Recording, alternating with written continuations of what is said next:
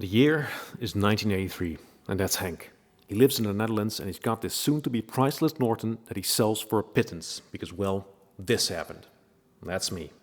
But not all was lost because the odds were good that the kid would also be into motorcycles. Fast forward 16 years or so, and I finally got my license. So talking my dad into some boneheaded project would be one of my favorite things to do. I'd be like, "Dad, let's get this bike and spend a few weekends fixing it up. Look, it's cheap." And my mom would say, "Ugh, not another one."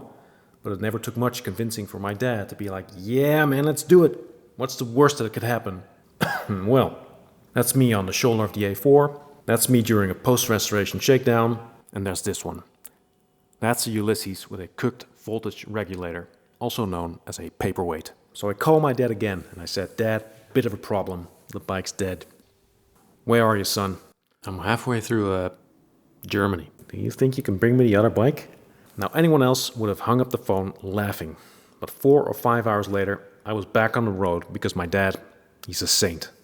Sadly, life can't always be like that. Sometimes you have to work as well. And me, well, I mostly worked as a copywriter, which is a lot of looking at screens like that and then moving your fingers like this. But you can only write for restaurants and consultancies for so long before it started bumming you out a little bit. It was time to move on, and this time I wanted it to be something I believed in. Enter my uncle, JW. That's him right there. And perhaps unsurprisingly, he's into bikes as well.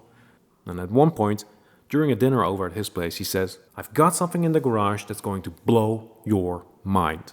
So we follow him, and there's his 1250 GS, and he's moving it around the garage like this, that, sideways, and in circles, all without breaking a sweat, and he did it thanks to a set of these, the Dynamoto stand. It was incredible, because in my experience, trying to position my bike meant shuffling it back and forth endlessly like an idiot. So we were like, "JW, where on earth did you get these?" "I imported them from Australia." So we said, "Really?" It was there and then that we knew what needed to be done. This was the best motorcycle storage solution we'd ever seen, and we wanted to bring it to Europe. Now we found out that Paul Lewis, yes, that Paul Lewis, was the newly appointed CEO of Dynamoto in Brisbane, Australia. And we rang him up.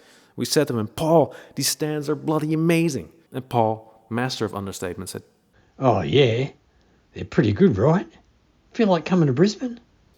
So last time we checked, the Pope was indeed still Catholic. So a few short months later, we were on a flight from Schiphol Airport all the way to Brisbane, Australia. Now, thankfully, the trip was totally worth it. Brisbane, as we soon discovered, was flippin' awesome. No wonder these guys built such a good stand.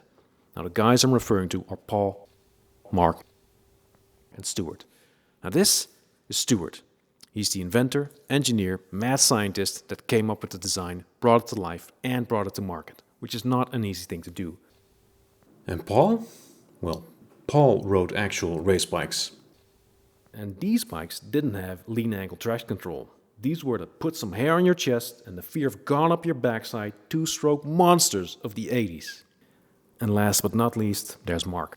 Now, if Dynamoto was the Enterprise, then Mark is its Picard. Or rather, Commander Riker, if Riker was captain, because Mark's a bigger badass than Picard.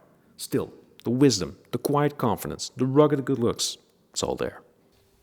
With introductions out of the way, we visited Dynamoto HQ, toured the shop, talked strategy, and generally had a great time. And at the end of our stay, it was decided that yes, we would be working together in bringing Dynamoto to Europe.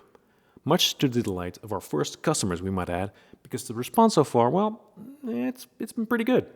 With a new shipment of stands on its way to the port of Rotterdam, now's the time. If you're ready to experience just how much fun proper motorcycle storage can be, go to dynamoto.eu, order your stand, and become part of the Dynamoto family.